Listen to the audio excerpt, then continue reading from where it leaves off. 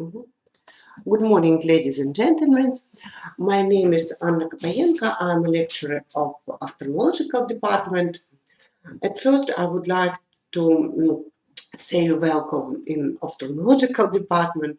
Unfortunately, we start our communication online, but I hope we will have our practical classes in normal life. Today we start to study ophthalmology.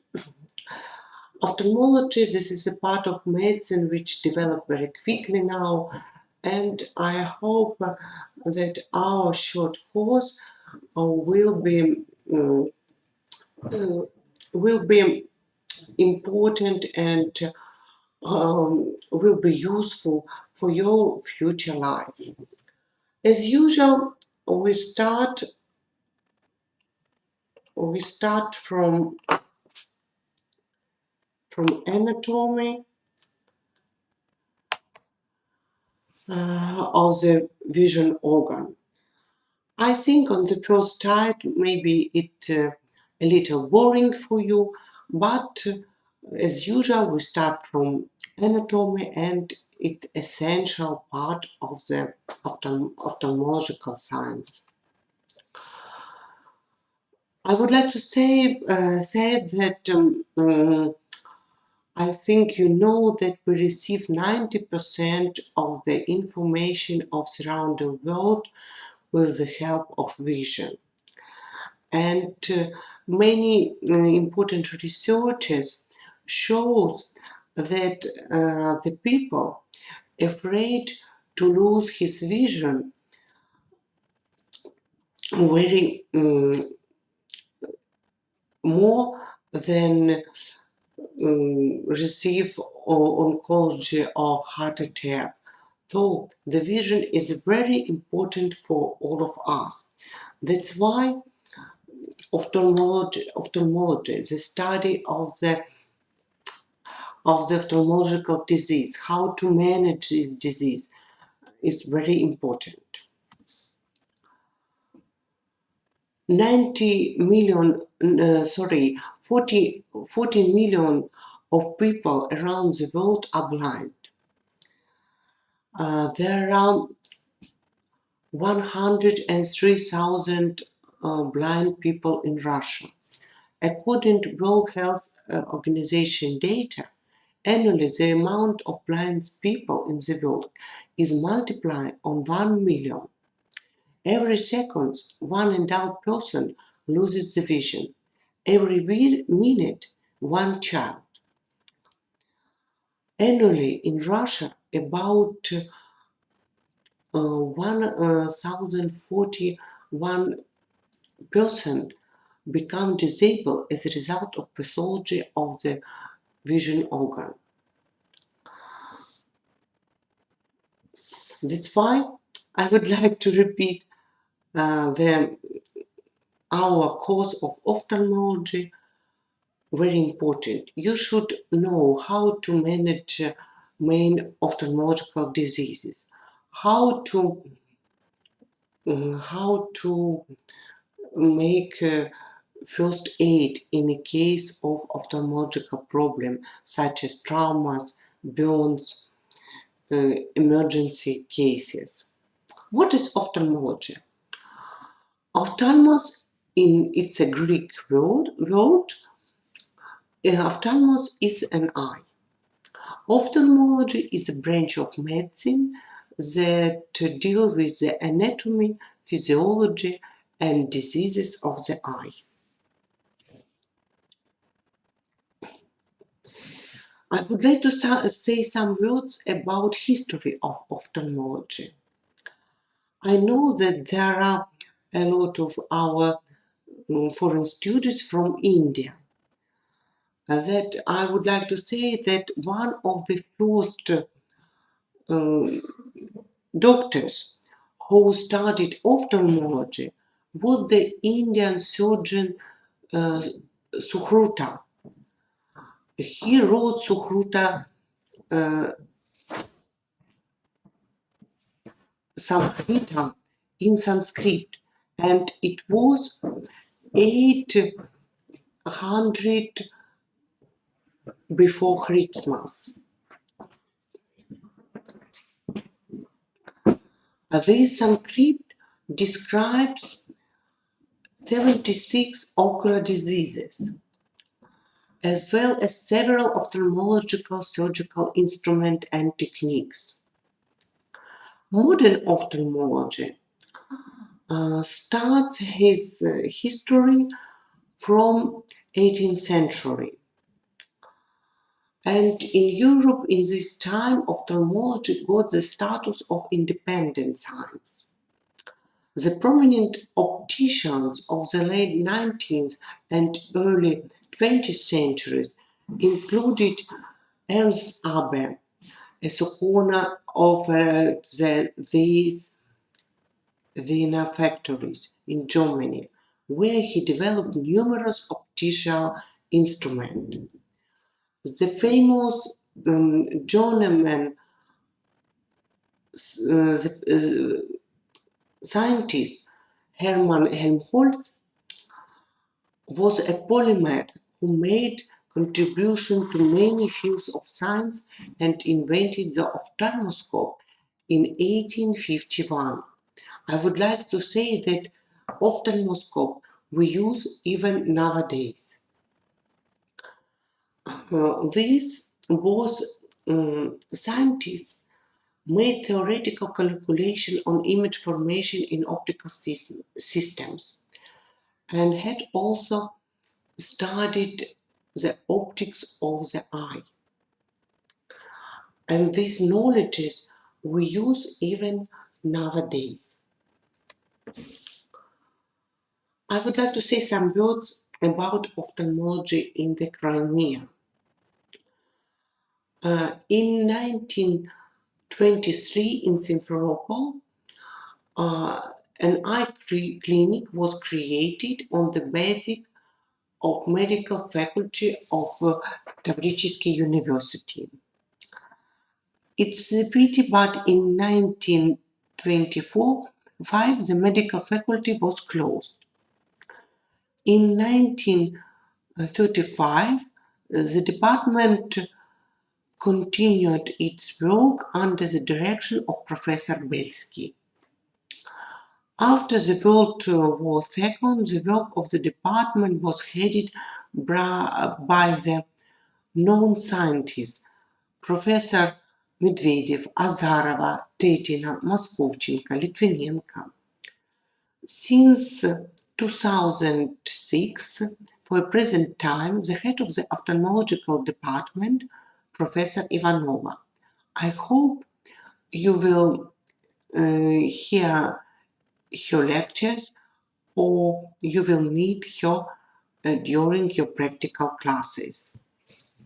He is a well-known professor in Russia and all over the world.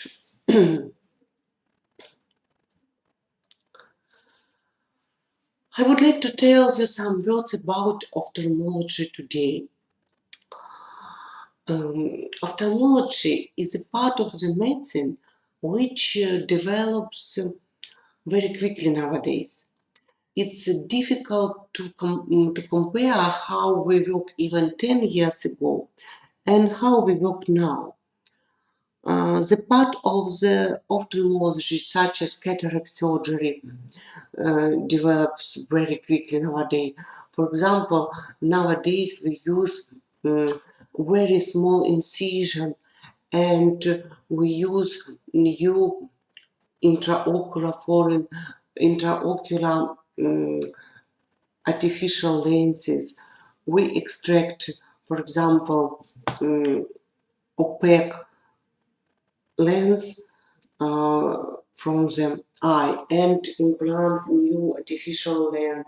These lenses are very good nowadays. These lenses can give to the patient vision for far and vision for near. Vitreoretinal surgery. Nowadays, this is part of the medicine which also develops very quickly. Vitreoretinal surgery help to operate on the vitreous body and retina. This surgery very important for the patient with diabetic mellitus, retinal detachment, age-related macular degeneration. And also you can see small incision, very very new materials, very new techniques can help to the surgeon to make makes these very difficult operations. Another branch of ophthalmology, excimer laser surgery. This surgery helps to patients leave their glasses and contact lens. I hope you know that there are a lot of people nowadays have refractive problem, especially myopia. Myopia nowadays is like a non-infection epidemic. In nowadays, 30% of all population around the world have myopia, and that's why excimer laser surgery is very popular now. As for me, I'm a specialist even in excimer laser surgery. As a doctor, I work in an OCA center. This is a modern ophthalmological clinic. We have all all modern equipment for this operation, and I make every year thousands operations which help to the patient leave their glasses and contact lens. Okay, but now we should start to speak about about anatomy of the organ of vision. I hope this knowledge will help you to go further. Organ of vision consists of two basic parts, a visual analyzer and accessory ocular apparatus. Vision analyzer consists of three parts, peripheral, pathway, and central part. And accessory ocular apparatus or ocular adnexal consists of orbit, eyelids, lacrimal apparatus, extraocular muscles, and conjunctiva.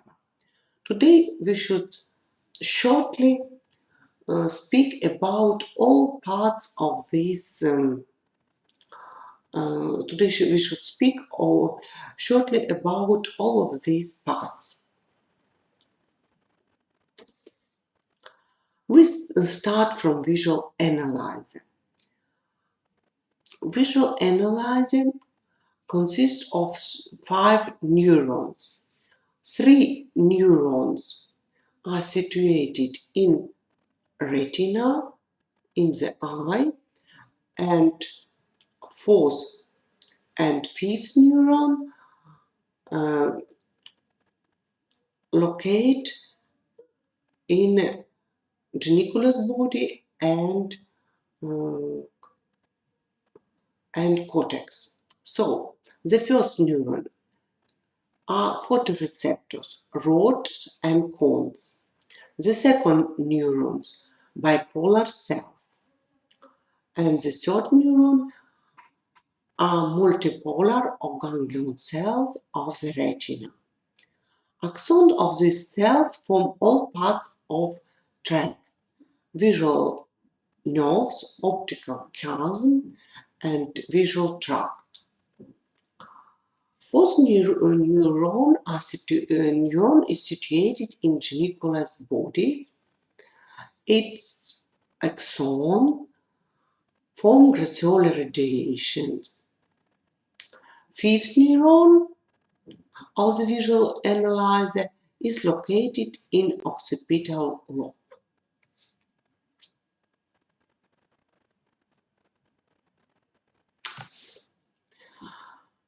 Eyeball peripheral part of the visual analyzer. You can see eyeball on this picture.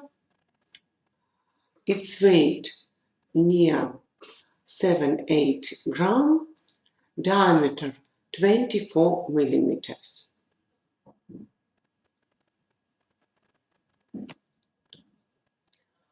You can see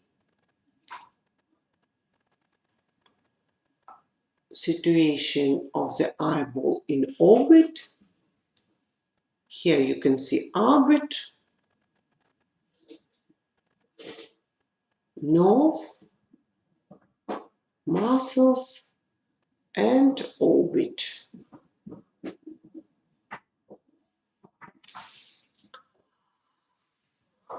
We should discuss all part of the eyeball.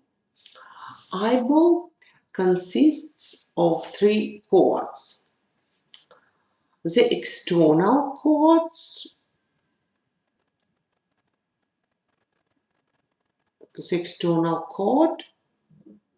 or fibrosis cord.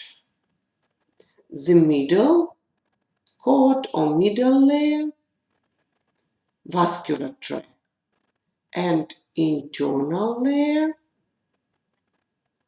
we call retina.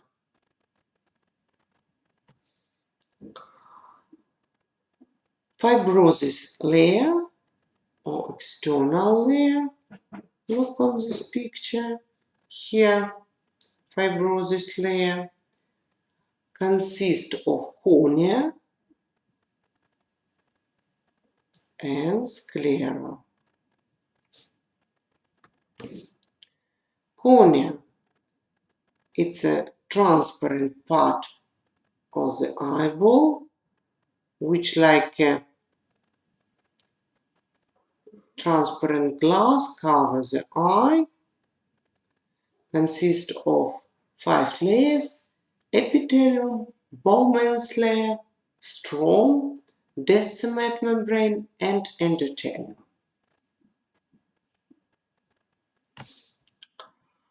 Properties of the cornea. Cornea is a unique transparent structure. It's brilliant, glassy, smooth, very high sensitive, spherical.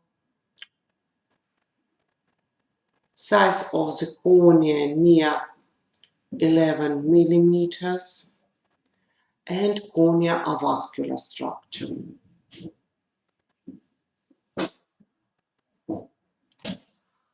According to its properties, cornea, function of the cornea are light passing, light refraction. Cornea is the most powerful refractive structure of the eye. Refractive power of the cornea 40 diopters. We measure refractive power of the cornea in diopters. Also, cornea maintains of the eyeball form and intraocular pressure, and of course, cornea has protective function.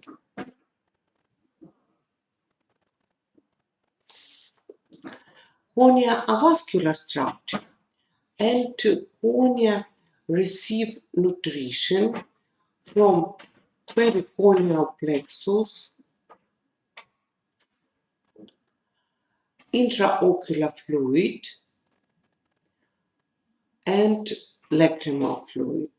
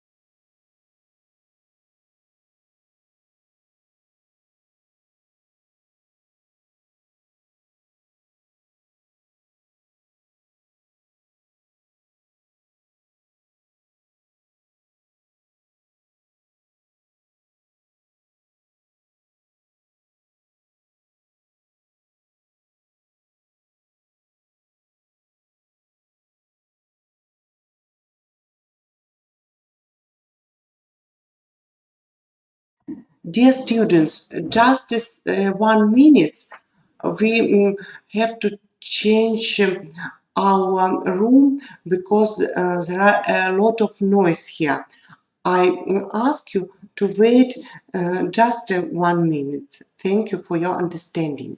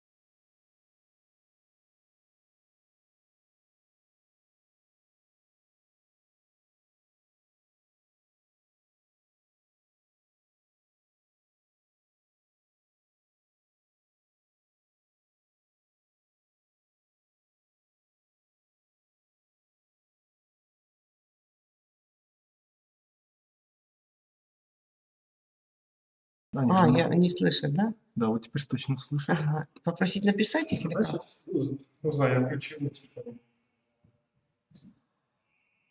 Dear student, I hope we are together again. Could you write if you hear me, please? Все слышно. А вот здесь выключено, нет? Так должно быть. Так должно быть. Так, Мгм. для просмотра нам нужно. Мгм. Нажимайте. Мыша такая. Я так, ага. Dear students, we continue our lecture. Today we speak about anatomy of the organ of vision, and we continue discussion of the cornea. Innervation of the cornea. Sensitive innervation cornea receives from the ophthalmic nerve. It's the first branch of the trigeminal nerve. The sympathetic innervation cornea receives from the cervical sympathetic plexus. We have already discussed cornea, and we go further. Sclera, it's another part of the fibrosis layer. Cornea opaque, white color. Cornea has protective and support functions. Oculomotor muscles are attached to the sclera. Through the lamina cribrosa of the sclera pass the fibers of the optic nerve. Here you can see the sclera. This is the cornea, and here opaque white sclera. Limbus, it's a place of the transmission of the cornea into the sclera.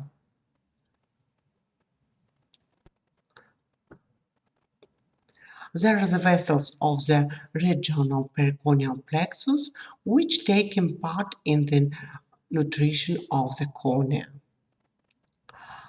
Limbus is an important growth area of the corneal epithelium.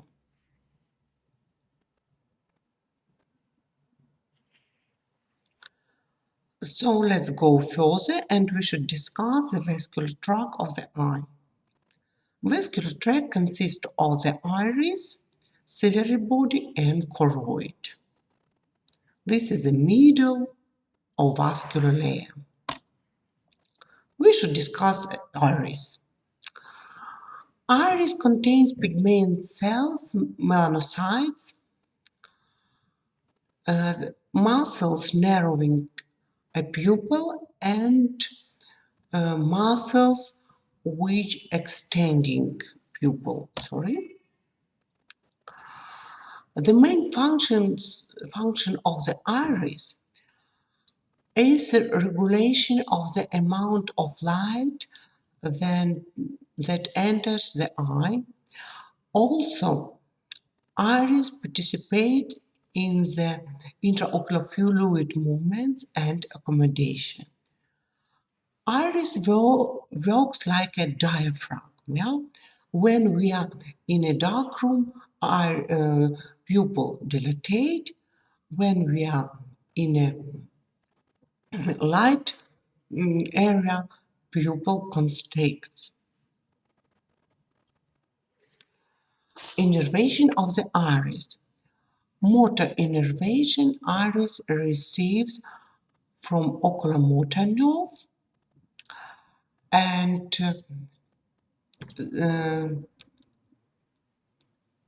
from ocular nerve receives sphincter muscles, and dilatator muscle receive motor innervation from sympathetic nerve. Sensitive innervation iris receive from the ophthalmic nerve.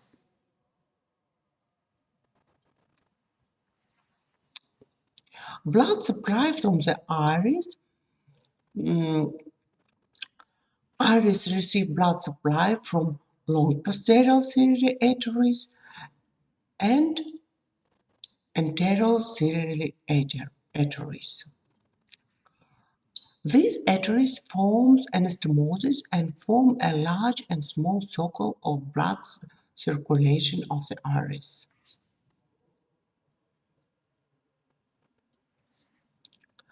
Pupil, this is the hole in the center of the iris, and through this hole, light passes into the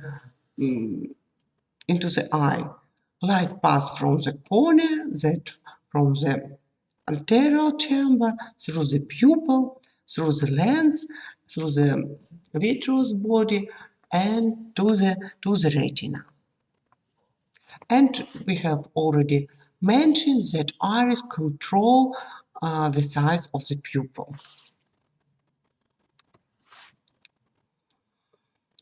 I hope you remember from physiology that there are pupillary reactions, direct and indirect. Direct, when we enter light through the eye, pupil constrict. Indirect, when we enter light in one eye, pupil of the other eyes also constricts. This is indirect pupillary reaction. Another part of the vascular tract, ciliary body. Ciliary body consists of prothesis part, pars plicata, and flat part, pars plana. Contains muscles, vessels, nerves, and pigment cells. There are two main functions of the ciliary body. The first main function, ciliary body produces intraocular fluid, and ciliary body takes part in accommodation. Motor innervation, ciliary body receives from oculomotor nerve, sensitive innervation from ophthalmic nerve.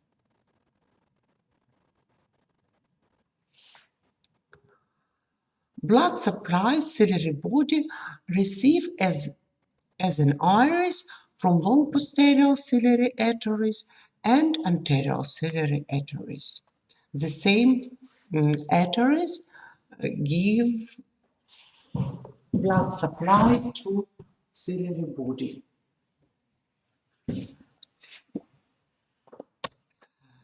Choroid, the third part of the vascular layer, consists of three main layers: brush membrane, choroidal capillaries, and stroma. Choroid participates in the visual act, restoring visual pigments. Also, choroid participate in the nutrition of the outer layers of the retina. It contains pigment cells and blood vessels. Blood supply choroid receives from short posterior ciliary arteries.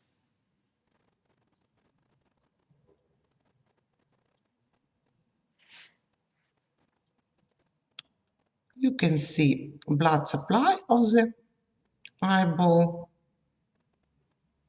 internal carotid artery, give ophthalmic artery, which gives branches to intraocular structures. Branches of the ophthalmic artery: central retinal artery, lacrimal arteries, posterior ciliary arteries, short and long anterior ciliary arteries, and muscular arteries.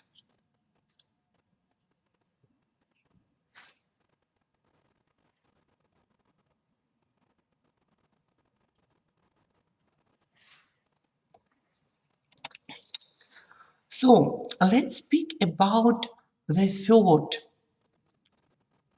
cord of the eyeball, internal cord. This is retina. Retina consists of optical part, blind or iridescent ciliaris part,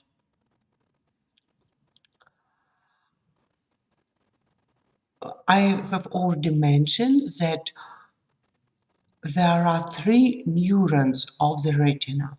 The first neurons, photoreceptors, cones and rods. Third neuron, bipolar cell. Second neuron, bipolar cells. Third neuron, multipolar ganglion cells. No, we have already mentioned about other neurons.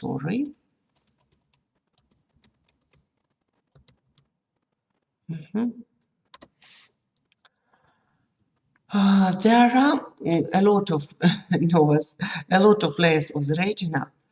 I don't ask you to memorize, of course, all of them, but you should know um, how difficult, complicated the structure of the retina.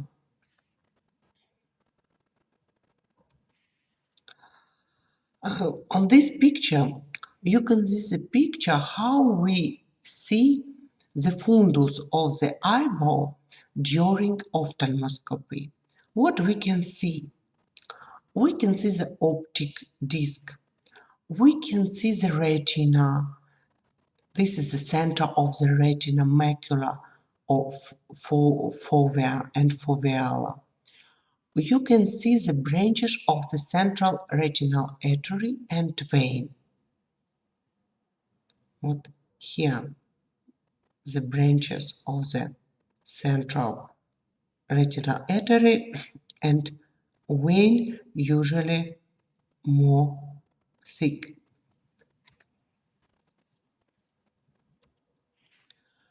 Optic nerve. Optic nerve is formed from the axon of ganglion cells of the retina. There are four parts of the optic nerve. The first part, intraocular or optic disc part, intraorbital part, intracanalicular part, and intracranial part. The length of the optic nerve usually 45 millimeters.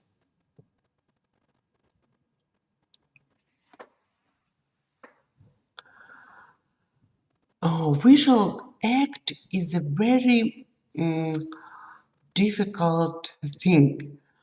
It's a photochemical process in photoreceptors of the retina which convert the image into the nervous impulse. This nervous impulse is transmitted through the visual pathway in the central section of the visual analyzer. And in this part, this nervous impulse is converted into the visual image.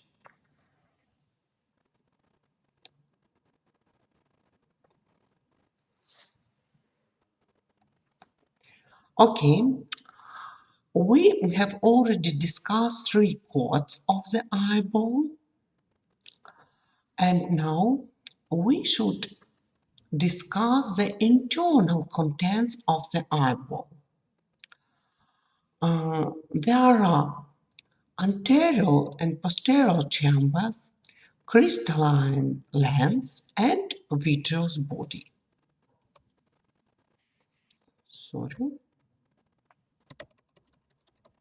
Sorry, we have a little problems with translation as usual, but I hope we can continue our lecture. I'm terribly sorry. Okay. Chambers of the eye. Anterior chamber is bounded by the cornea anteriorly, by the iris and papillary part of the lens posteriorly. Posterior chamber is limited by the iris anteriorly and by the lens and vitreous body posteriorly. Chambers are filled with intraocular fluid, which produced by, if you remember, ciliary body. And there is a special structure in anterior chamber. It's the angle of anterior chamber. This part of the eye is important because through this structure, intraocular fluid go out from the eye. In angle of the anterior chamber, there are drainage system, or there is trabecular outflow, trabecular mesh, Schlemm channel, and collector canals. We have already mentioned this information. Also, there is another uvoscleral outflow for the intraocular fluid through ciliary body, suprachoroidal space, and venous circulation of ciliary body, choroid, and sclera. Okay, now should we speak about crystalline lens? This is another transparent structure of the eyeball. Here you remember cornea, and this is lens. Lens has double convex form, and the main functions of the lens are refract the light, its refractive power near 20 diopters. I hope you remember that the most powerful refractive structure of the eye is cornea. It has 40 diopters, lens 20 diopters, and also lens takes part in accommodation.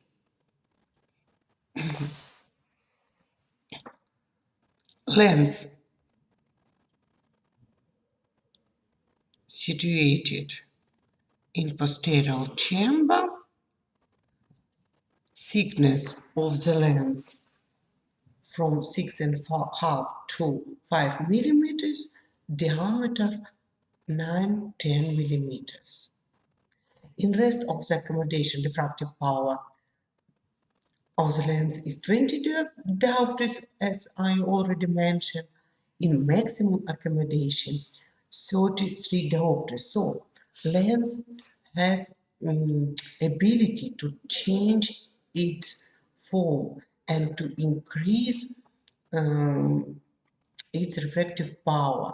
It's important for accommodation. So because of the lens, we have opportunity to see normally far. It's in rest accommodation, and when accommodation works, we can see near. In this situation, lens increase its refractive power. A lens consists of anterior and posterior capsule, nuclear and cortical substance. So we go further, vitreous body. Vitreous body is situated behind the lens. It's a transparent, colorless jelly structure that fills eyeball and located between lens and retina. Refractive power of the lens 1-2 diopters. The main function of the lens, it gives correct form to the eye and supports normal intraocular pressure. Okay, we have already finished the structure of the eyeball, visual analyzer, and now we should discuss accessory ocular apparatus. It consists of, as I have already mentioned, from eyelids, conjunctiva, the lacrimal apparatus, extraocular muscles, and orbit. Despite of the name accessory ocular apparatus, these apparatus also are very important for normal functions of the organ vision.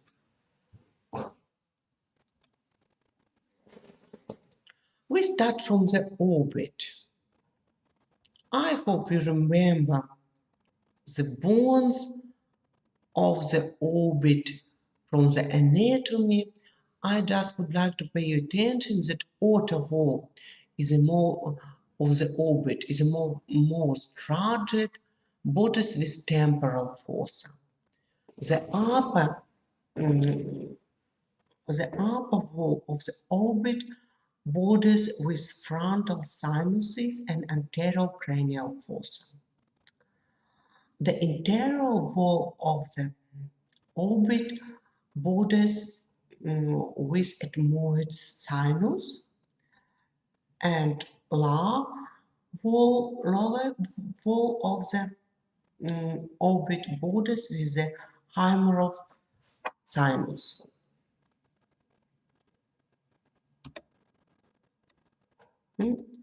On this slide, you see the topography of the orbit. I hope you will find this information in your topography books. I would like to memorize you foramens of the orbit. 3 main foramens: optical canal.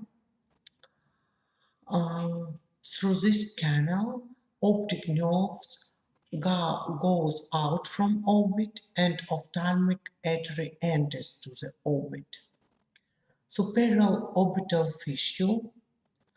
From this fissure, all oculomotor nerves and ophthalmic nerves enter to the orbit, and superior orbital vein go out of the orbit, and inferior orbital fissure. Through this fissure, intraorbital nerve enters, and inferior orbital vein go out from the orbit.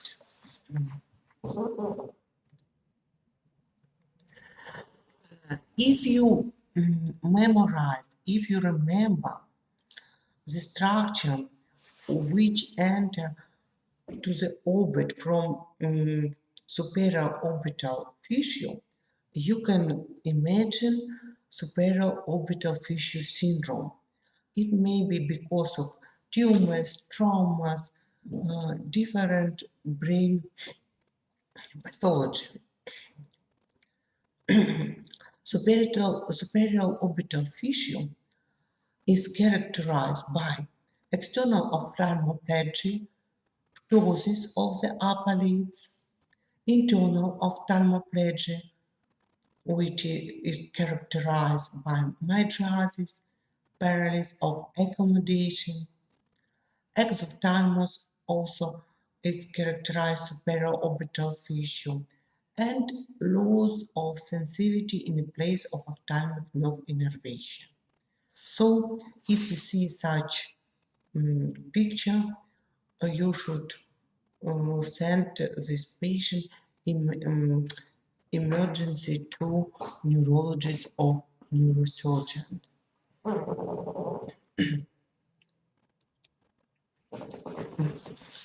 Extraocular muscles.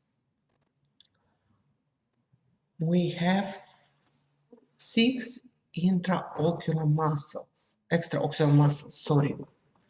Medial rectus, lateral rectus, superior rectus, inferior rectus, 4 rectus and 2 oblique, superior oblique and inferior oblique.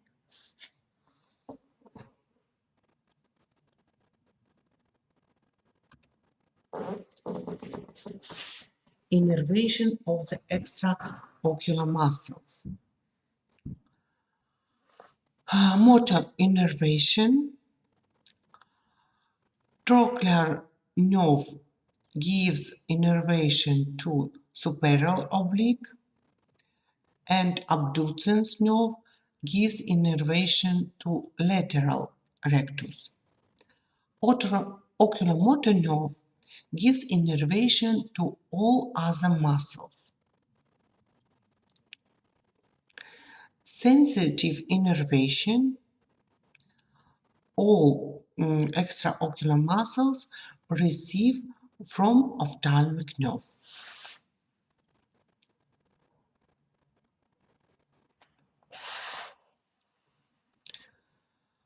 Okay, lacrimal. Lacrimal apparatus consists of lacrimal secretory apparatus and lacrimal drainage apparatus. Lacrimal secretory apparatus, as clear from the name, produce tears. There are main lacrimal glands and accessories lacrimal glands.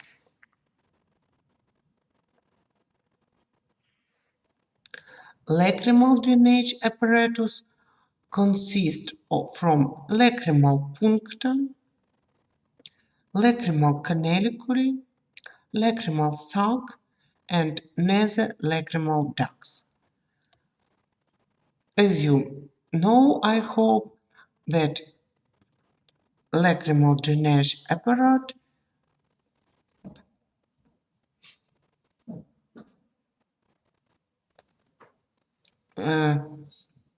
stop in a nasal cavity.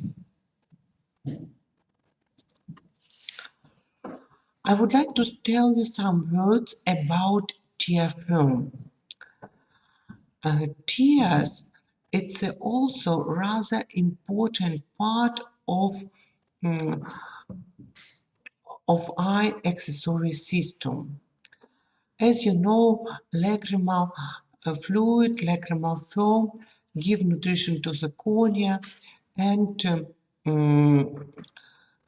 take part even in a refractive process of the eyeball. Pericorneal tear film, a thin layer of liquid its thickness near 7 microns. It's situated on the front surface of the cornea epithelium. And nowadays we rather often see the pathology of the T film, dry eye syndrome. It appears because we spend a lot of time near the computers, as now, for example. Our life is the computers, phones, and other electronic devices. That's why a lot of young people suffer from dry eye syndrome. Furthermore, as I have already mentioned, there are a lot of young people have refractive errors where contact lenses and lenses are the also risk factors of the dry eye syndrome. Layers of the tear film: external lipid layer secreted by meibomian glands, middle water layers which are secreted by accessory lacrimal glands, internal mucin layer secreted by caliciform cells and Henle cells of the conjunctiva. And all these layers are very important, and all these layers suffer in a case of dry eye syndrome. When you just feel the first signs and symptoms of dry eye syndrome, as dry, like irritation of the eye, dryness of the eye, or opposite tearing. These are maybe the first symptoms and signs of dry eye syndrome. You should go to ophthalmology and start treatment, start to use different eye drops to prevent difficult and dangerous complications. Okay, go further. Eyelids. Eyelids are located in front of the eyeball. There are upper and lower eyelids. I hope you know upper eyelids and lower eyelid.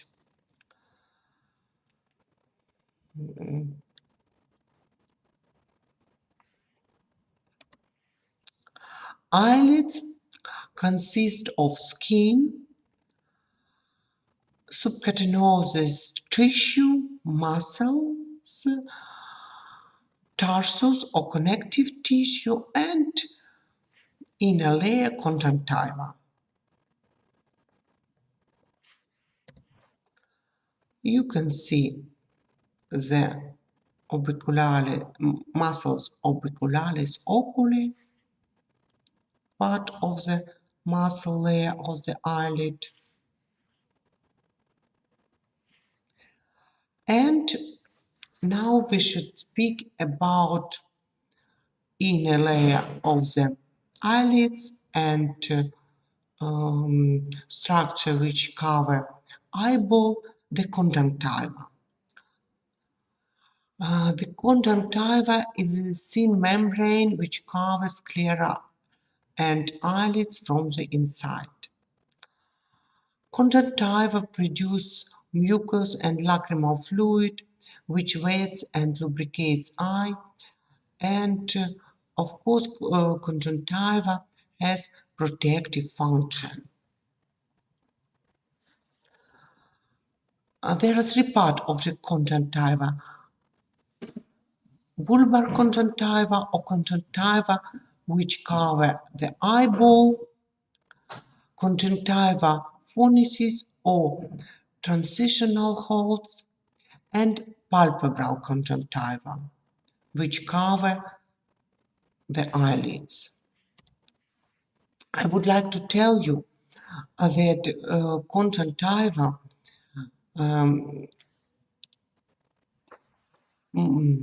gives to the eye, to the eyelids, protective functions. And you know that there are a lot of people come to ophthalmologists with a conjunctivitis because conjunctiva tries to stop all bacteria, viruses, different traumatic agents. That's why it suffers from different diseases very often. And if you will be not, for example, ophthalmologist, but for GP, you should know what is conjunctiva, what is conjunctivitis, and how to treat the structure of the eye. But this is the topic of our future lectures, of our future classes. Now,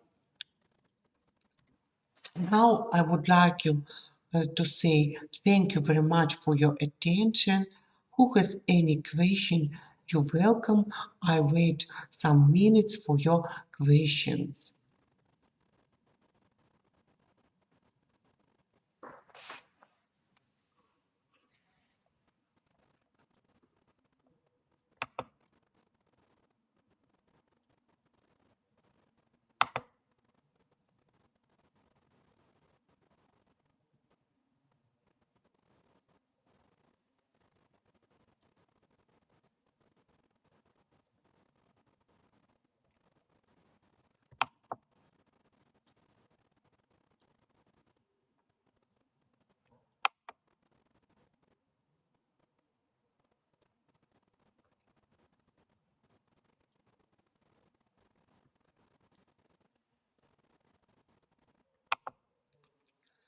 Okay, students, if you don't have question, I would like you to say goodbye. I hope to see you in our practical classes and during our future lectures. Goodbye and have a nice day.